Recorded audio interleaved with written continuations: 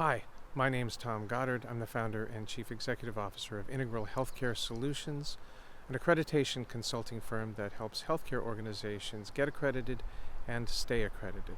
We've been doing that for almost 20 years now.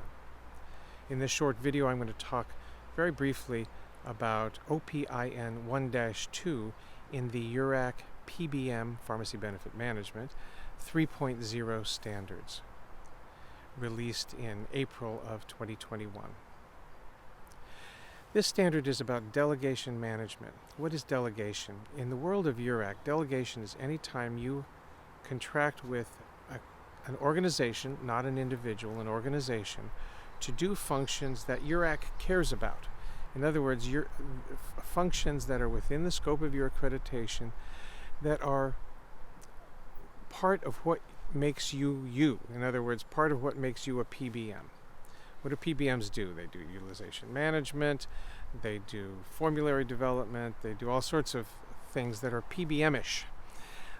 Now, you do a lot of other things that really aren't about being a PBM. You dispose of documents by shredding them, you store your documents off-site, you have a language line that any good healthcare organization would do. These are not PBM-specific functions, and so if you have other organizations do those, that's handled by a different standard, not this one. This is just for those PBM standards that URAC really cares about and are within the scope of your accreditation.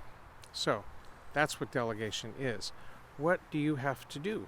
Well, you have to have a good contract with your delegated contractor. It's got to describe in the statement of work, it's got to describe what they're going to do for you, what you're going to do, and what standards, what performance standards and other standards that the contract expects the delegated contract to live up to.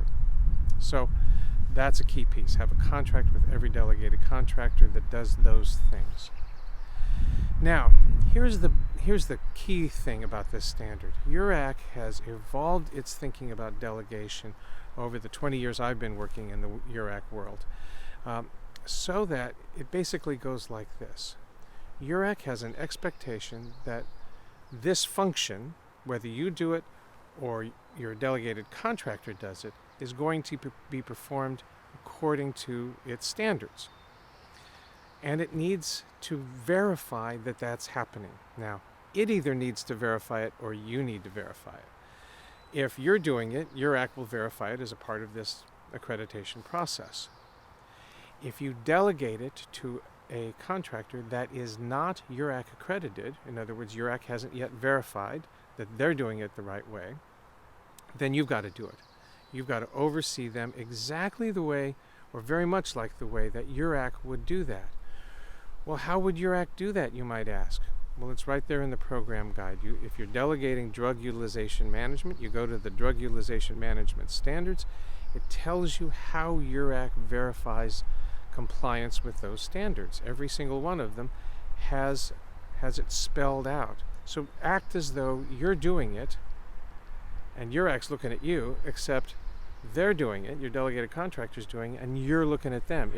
If the program guide says that URAC would look at documents, then you look at those documents. Look at policies and procedures, you look at the policies and procedures. Look at reports, you look at the reports. If there are interviews that need to be conducted, you conduct the interviews. That's delegation oversight. Now, is there an exception to this? Of course there is. The exception to this is if URAC has already accredited that organization for that function. So if you delegate your drug utilization management to a drug utilization management company that is URAC accredited for that function, URAC's already verified that they do it in accordance with their standards. So you don't have to do that. All you have to do in those cases is make sure that they're still accredited. So you make sure they're still accredited by going to the URAC website, going to the directory, looking up that company in the directory, and seeing, are they still accredited? When's their expiration date? You've got to do that periodically for URAC accredited vendors, and you've got to record that you've done it. Have a staff person go into that website periodically, let's say every 6 months. You decide in your policy how often, but it's got to be a reasonable period. They go in and they take a screenshot of the directory that says, all right, they're still accredited and their expiration date is on such and such a date. So you do that periodically, record it, and you've met your obligation with respect to URAC accredited contractors. But if they're not URAC accredited, then you need to be URAC. Essentially put on your URAC hat, go in there and do a desktop review, and if required, do a validation review, very much like URAC says it's going to do it. And make sure you spell all of this out in your policy and document every one of these steps.